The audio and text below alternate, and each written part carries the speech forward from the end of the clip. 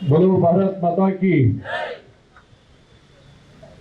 ಹುಬ್ಬಳ್ಳಿ ಧಾರವಾಡ ಲೋಕಸಭಾ ಕ್ಷೇತ್ರದ ಚುನಾವಣಾ ಕಾರ್ಯಾಲಯದನ್ನ ಉದ್ಘಾಟನೆಯನ್ನು ನೆರವೇರಿಸತಕ್ಕಂಥ ಕೇಂದ್ರ ಸಚಿವರು ನಮ್ಮೆಲ್ಲರ ನಾಯಕರಾಗಿರ್ತಕ್ಕಂಥ ಸನ್ಮಾನ್ಯ ಪ್ರಹ್ಲಾದ್ ಜೋಶಿ ಅವರೇ, ಈ ಚುನಾವಣೆಯ ಸಂಚಾಲಕರಾಗಿರ್ತಕ್ಕಂಥ ಡಾಕ್ಟರ್ ಎಂ ನಾಗರಾಜ್ ಅವರೇ, ವೇದಿಕೆ ಮೇಲೆ ಉಪಸ್ಥಿತರ್ತಕ್ಕಂಥ ಈ ಸಭೆಯ ಅಧ್ಯಕ್ಷತೆಯನ್ನು ವಹಿಸಿರ್ತಕ್ಕಂಥ ಹುಬ್ಬಳ್ಳಿ ಧಾರವಾಡ ಮಹಾನಗರ ಜಿಲ್ಲಾ ಅಧ್ಯಕ್ಷರು ಆತ್ಮೀಯರಾದ ತಿಪ್ಪಣ್ಣ ಮಜ್ಗಿ ಅವರೇ, ನಿಂಗಪ್ಪ ಸುಗ್ಗಟ್ಟಿ ಅವರೇ, ಪ್ರತಿಪಕ್ಷದ ಉಪನಾಯಕರಾಗಿರ್ತಕ್ಕಂಥ ಮಾನ್ಯ ಅರವಿಂದ್ ಬೆಲ್ಲೂರ್ ಅವರೇ, ಕುಂದಗೋಳದ ಜನಪ್ರಿಯ ಶಾಸಕರಾಗಿರ್ತಕ್ಕಂಥ ಎಂ ಆರ್ ಪಾಟೀಲ್ ಅವರೇ, ಮಾಜಿ ಶಾಸಕರಾಗಿರ್ತಕ್ಕಂಥ ಅಶೋಕ್ ಆಟ್ವೆ ಅವರೇ, ಲಿಂಗರಾಜ್ ಪಾಟೀಲ್ ಅವರೇ, ವೇದಿಕೆ ಮೇಲೆ ಉಪಸ್ಥಿತರ್ತಕ್ಕಂಥ ಷಣ್ಮುಖ ಗುಡಿಗಾರ್ ಅವರೇ, ಸತೀಶ್ ಶೇಜ್ವಾಡ್ಕರ್ ಅವರೇ, ಮಹೇಂದ್ರ ಕೌತಾಳ್ ಅವರೇ, ಬಸವರಾಜ್ ಕುಂದಗೋಳಮಠ ಅವರೇ, ವೇದಿಕೆ ವಿಜಯನಾಥ್ ಶೆಟ್ಟರೆ, ರವಿ ಅವರೇ ಹಾಗೂ ಶಂಕರಣ್ಣರೇ ಹಾಗೂ ಸೇರಿರ್ತಕ್ಕಂಥ ಎಲ್ಲ ಆತ್ಮೀಯ ಬಂಧುಗಳ ಆತ್ಮೀಯ ಮಾಧ್ಯಮ ಮಿತ್ರರೇ, ಇವತ್ತು ನಾವೆಲ್ಲರೂ ಕೂಡ ಚುನಾವಣೆಯ ಸಿದ್ಧತಾ ಸಭೆಯನ್ನು ನಮ್ಮ ಇವತ್ತು ನೂತನವಾಗಿರ್ತಕ್ಕಂಥ ಕಾರ್ಯಾಲಯದಿಂದ ಉದ್ಘಾಟನೆ ಮಾಡಿದ್ದೇವೆ.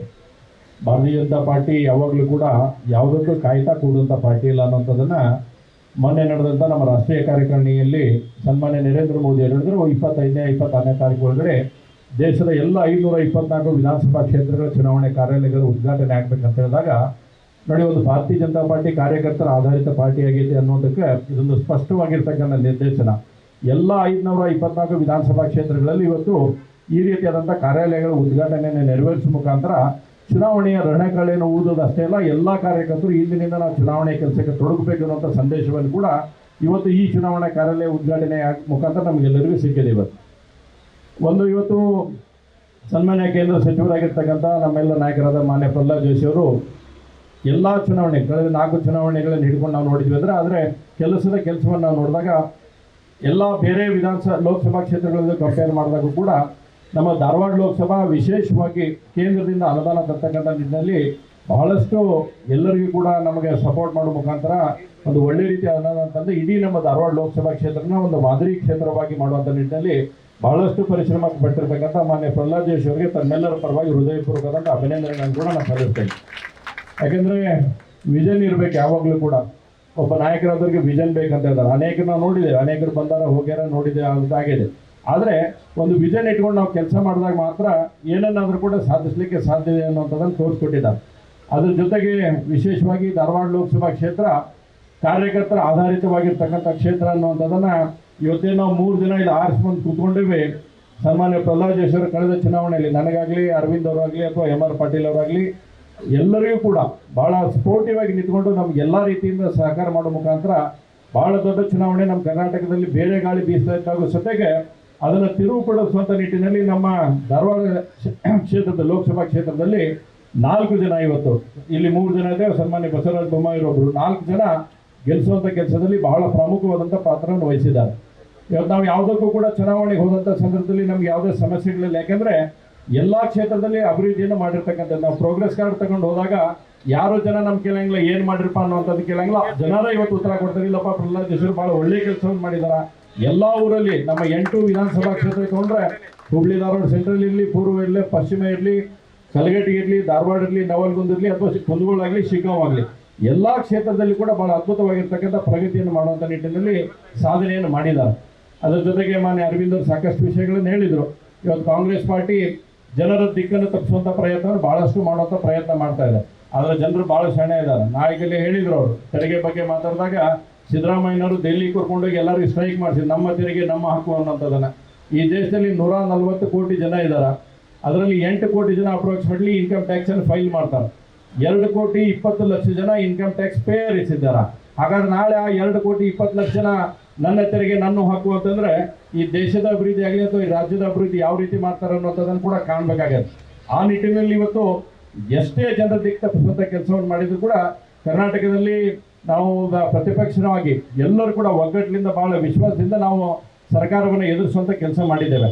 ಭಾಳ ಒಳ್ಳೆಯ ಕೆಲಸವನ್ನು ಸನ್ಮಾನ್ಯ ನರೇಂದ್ರ ಮೋದಿ ಅವರ ನೇತೃತ್ವದ ಸರ್ಕಾರ ಕಳೆದ 10 ವರ್ಷದ ಅವಧಿಯನ್ನು ಹಿಂದಿನ ಎಲ್ಲ ಅವಧಿಗಳನ್ನು ನಾವು ಶೇಖರಣೆ ಮಾಡಿ ನೋಡಿದಾಗೂ ಕೂಡ ಅದ್ಭುತವಾಗಿರ್ತಕ್ಕಂಥ ಪ್ರಗತಿ ಇವತ್ತು ಇಡೀ ದೇಶದಲ್ಲಿ ಅಷ್ಟೇ ಅಲ್ಲ ಜಗತ್ತಿನಲ್ಲಿ ಸನ್ಮಾನ್ಯ ನರೇಂದ್ರ ಮೋದಿ ಅವ್ರನ್ನ ನಾಯಕತ್ವವನ್ನು ಜಗತ್ತು ಒಪ್ಕೊಳ್ಳುವಂಥ ನಿಟ್ಟಿನಲ್ಲಿ ತಂದಿರತಕ್ಕಂಥ ಸಂಗತಿ ನಮಗೆಲ್ಲ ನಮ್ಮ ಲೀಡರು ಆ ಥರ ಇದ್ದಾರೆ ಅನ್ನೋದು ನಾವು ಎಲ್ಲರೂ ಹೆಮ್ಮೆ ಪಡ್ತಕ್ಕಂಥ ಸಂಗತಿ ಆಗಿದೆ. ಹೀಗಾಗಿ ನಾವೆಲ್ಲರೂ ಕೂಡ ಈ ಚುನಾವಣೆಯಲ್ಲಿ ಆಗಲೇ ಎಂ ನಾಗರಾಜ್ ಅವರು ಹೇಳ್ತಾ ಇದ್ರು, ಸನ್ಮಾನ್ಯ ನರೇಂದ್ರ ಮೋದಿಯವರು ಎಷ್ಟು ಪರ್ಟಿಕ್ಯುಲರ್ ಆಗಿ ಈ ಸಲ ನಮ್ಗೆ ಟಾಸ್ಕ್ ಕೊಟ್ಟಾರಂತಂದ್ರೆ 370 ಭಾರತೀಯ ಜನತಾ ಪಾರ್ಟಿ ಓನ್ ಗೆಲ್ಬೇಕು, NDA 400 ಕ್ರಾಸ್ ಮಾಡ್ಬೇಕು ಅನ್ನೋಂಥದ್ದನ್ನ ನರೇಂದ್ರ ಮೋದಿ ಅವರು ಹೇಳಿದ್ರು. ಈ ಟಾರ್ಗೆಟ್ ನಾವು ಯಾಕೆ ಇಟ್ಕೊಂಡ್ವಿ ಅಂದ್ರೆ ಇನ್ನೊಂದ್ಸಲ ನರೇಂದ್ರ ಮೋದಿ ಅವ್ರ ನೇತೃತ್ವದ ಮಾಡಿದ್ರೆ ನಾವು ಅವಾಗ ಯೋಚನೆ ಮಾಡ್ಬೇಕು ಈ ಟಾರ್ಗೆಟ್ ಪಾಸ್ ಮಾಡೋಕ್ಕಾಗುತ್ತಿಲ್ಲ. ಆ ರೀತಿ ಟಾರ್ಗೆಟ್ ಅನ್ನು ಇವತ್ತು ನಮ್ಗೆ ಸೆಟ್ ಮಾಡಿಕೊಟ್ಟಿದ್ದಾರೆ. 370 ಕ್ಷೇತ್ರಗಳಲ್ಲಿ ಭಾರತೀಯ ಜನತಾ ಪಾರ್ಟಿ ಸ್ವಂತ ಬಲದಿಂದ ಗೆಲ್ಲುವಂಥದ್ದಾಗಬೇಕು. NDA ಮೈತ್ರಿಕೂಟ 400 ಕ್ಷೇತ್ರಗಳನ್ನಂತೇಳಿ ಅದ್ರ ಜೊತೆಗೆ ಇವತ್ತು ನಮಗೆಲ್ಲ ಪ್ರತಿಯೊಂದು ಬೂತ್ಗೂ ಕೂಡ ಒಂದು ಒಳ್ಳೆ ಟಾರ್ಗೆಟ್ ಅನ್ನು ನಮ್ಗೆ ಸೆಟ್ ಮಾಡಿಕೊಟ್ಟಿದ್ದಾರೆ. ನಮಗೆ 370 ಅನ್ನುವಂಥದ್ದನ್ನ ಬಹಳ ಭಾವನಾತ್ಮಕವಾಗಿರ್ತಕ್ಕಂಥ ಸಂಗತಿಯನ್ನು ನಾವೆಲ್ಲರೂ ಅರ್ಥ ಮಾಡ್ಕೋಬೇಕಾಗುತ್ತೆ. ಇವತ್ತು ನರೇಂದ್ರ ಮೋದಿ ಅವರು ಹೇಳಿದ್ದಾರೆ, ಪ್ರತಿಯೊಂದು ಬೂತ್ನಲ್ಲಿ ಅಂದ್ರೆ ಕಳೆದ ಇಲ್ಲಿ ನಡೆದಿರ್ತಕ್ಕಂಥ ವಿಧಾನಸಭಾ ಚುನಾವಣೆ ಅಥವಾ ಅದ್ರ ಹಿಂದಿನ ಲೋಕಸಭಾ ಚುನಾವಣೆಯಲ್ಲಿ ನಡೆದಿರ್ತಕ್ಕಂಥ ಮತದಾನ ಏನು ನಮ್ಮ ಬೂತ್ನಾಗ ಆಗೈತಿ. ಫಾರ್ ಎಕ್ಸಾಂಪಲ್ ನನ್ನ ಬೂತ್ನಲ್ಲಿ 700 ಚಿಲ್ಲರ್ ಓಟ್ಗಳು ನಮಗೆ ಬಿದ್ದಿದ್ರೆ ಕಾಂಗ್ರೆಸ್ಸಿಗೆ 102 ಓಟ್ ಬಿದ್ದಿದ್ದು. 700 ಚಿಲ್ಲರಕ್ಕೆ 370 ಓಟ್ಗಳನ್ನು ಸೇರ್ಪಡೆ ಮಾಡಬೇಕು. ಅಂದ್ರೆ 1000 ಮೇಲ್ಗಡೆ ಓಟ್ಗಳನ್ನು ನಾವು ತೆಗೆದುಕೊಳ್ಳುವಂಥ ನಿಟ್ಟಿನಲ್ಲಿ ಆಗಬೇಕು. ಎಲ್ಲ ನಮ್ಮ 2000 ಬೂತ್ಗಳೇನು ಇವತ್ತು ಧಾರವಾಡ ಲೋಕಸಭಾ ಕ್ಷೇತ್ರದಲ್ಲಿ ಬರ್ತಾವೋ ಆ ಹಿಂದಿನ ನಿಮಗೆಲ್ಲರೂ ಕೂಡ ಈಗಾಗಲೇ ಪ್ರಯತ್ನ ನಾವು ಸ್ಟಾರ್ಟ್ ಮಾಡಿದ್ದೇವೆ. ಎಲ್ಲ ವಿಧಾನಸಭಾ ಕ್ಷೇತ್ರದಲ್ಲಿ ಬಂದು ಬೂತ್ ಅಧ್ಯಕ್ಷರನ್ನ ಕರೆದು ಮಾತಾಡಿಸಿ ನೋಡುವಂಥದ್ದು ಆಗ್ತಾ ಇದೆ. ನೆಕ್ಸ್ಟ್ ನಿಮಗೆ ಇದರ ಎಲ್ಲ ಡಾಟಾಗಳನ್ನು ಕೊಟ್ಟಾಗ ನಮ್ಮ ಬೂತಿನ ಅಧ್ಯಕ್ಷರ ಜೊತೆ ನಾವು ಕೂತ್ಕೊಂಡು ಮಾತಾಡ್ತೇವೆ. ನಾನು ನನ್ನ ಸೆಂಟ್ರಲ್ ಮಾಡ್ತೇನೆ, ಅರವಿಂದ್ ಅವರು ಮಾಡ್ತಾರೆ, MR ಪಾಟೀಲ್ ಮಾಡ್ತಾರೆ, ಜಿಲ್ಲಾ ಅಧ್ಯಕ್ಷರು ಅವ್ರವ್ರ ಜಿಲ್ಲೆಗಳಲ್ಲಿ ಬರ್ತಕ್ಕಂಥ ಎಲ್ಲ ಕ್ಷೇತ್ರದಲ್ಲಿ ಮಾಡ್ತಾರೆ. ನಮ್ಮ ಎಲ್ಲ ಬೂತಿನ ಅಧ್ಯಕ್ಷರಿಗೆ ಒಂದೇ ಟಾರ್ಗೆಟು. ಕಳೆದ ವಿಧಾನಸಭಾ ಕ್ಷೇತ್ರ ಅಥವಾ ಹಿಂದಿನ ಲೋಕಸಭಾ ಕ್ಷೇತ್ರದ ಎರಡನ್ನೇ ಕಂಪ್ಯಾರಿಸನ್ ಮಾಡಿಕೊಂಡು ಆ ಬೂತಿನಲ್ಲಿ ಕಳೆದ ಈ ಬಿದ್ದಿರ್ತಕ್ಕಂಥ ಮತಕ್ಕೆ ಅಡಿಷನಲ್ ಆಗಿ 370 ಮತಗಳನ್ನ ನಾನು ಹೇಗೆ ಸೇರಿಸ್ತೀನಿ ಅನ್ನೋಂಥದ್ದನ್ನ ನಮ್ಮ ಮುಂದಿರ್ತಕ್ಕಂಥ ಬಹಳ ದೊಡ್ಡದಾದಂಥ ಟಾಸ್ಕ್ ಇದೆ. ಈ ಟಾಸ್ಕ್ ಅನ್ನ ನಾವು ಎಟ್ ಎನಿ ಕಾಸ್ಟ್ ನಾವು ಕ್ರಾಸ್ ಮಾಡುವಂಥ ಪ್ರಯತ್ನ ನಾವು ಮಾಡಬೇಕಾಗಿದೆ. ನಾವು ಆಗಲೇ ವಿಶ್ವಾಸವನ್ನು ಕೊಟ್ಟಿದ್ದೇವೆ.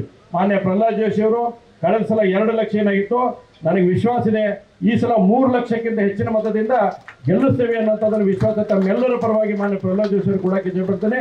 ಸಮಯದ ಅಭಾವದಲ್ಲಿ ಹಾಗಾಗಿ ಬಹಳಷ್ಟು ವಿಷಯಗಳನ್ನು ಮಾತಾಡಿದ್ರೆ ಅನೇಕರು ಮಾತಾಡಿದ್ದಾರೆ. ನಮ್ದೆಲ್ಲರೂ ಗುರಿ ಒಂದೇ ಇರಬೇಕು. ಈ ಚುನಾವಣೆಯಲ್ಲಿ ಯಾವುದೇ ಸಣ್ಣ ಪುಟ್ಟದನ್ನು ಯಾವುದನ್ನು ಕೂಡ ತಲೆ ಕೆಡಿಸಿಕೊಳ್ಳಾದ್ರೆ ನಾವು ಒಳ್ಳೆ ರೀತಿಯಾದಂಥ ಪ್ರೋಗ್ರೆಸ್ ಮಾಡಿಸತಕ್ಕ ವ್ಯಕ್ತಿಯನ್ನು ಇಟ್ಕೊಂಡು ನಾವು ಇವತ್ತು ಚುನಾವಣೆಗೆ ಹೋಗುವಂಥ ಸಂದರ್ಭಕ್ಕೆ ಅದನ್ನು ಎಲ್ಲರೂ ಕೂಡಿಸಿ ಎಲ್ಲ ನಮ್ಮ ಬೂತ್ಗಳಲ್ಲಿ ನಮ್ಮ ಬೂತಿನ ಕಾರ್ಯ ಆಗಬೇಕನ್ನೋಂಥ ಕಾರ್ಯ ಏನು ಇವತ್ತು ನರೇಂದ್ರ ಮೋದಿ ಅವರು ನಮ್ಮ ಕರೆ ಕೊಟ್ಟಿದ್ದಾರೆ. ಆ ನಿಟ್ಟಿನಲ್ಲಿ ನಾವೆಲ್ಲರೂ ಮುನ್ನಡೆಯೋಣ ಅಂತ ಹೇಳ್ತಾ ನನ್ನ ಮಾತನ್ನು ಮುಗಿಸ್ತೀನಿ. ನಮಸ್ಕಾರ. ಜೈ ಹಿಂದ್, ಜೈ ಕರ್ನಾಟಕ. ನ್ಯೂಸ್ ಫಸ್ಟ್ ನಿರ್ಭೀತಿಯಿಂದ ನಿಮ್ಮ ಪರವಾಗಿ.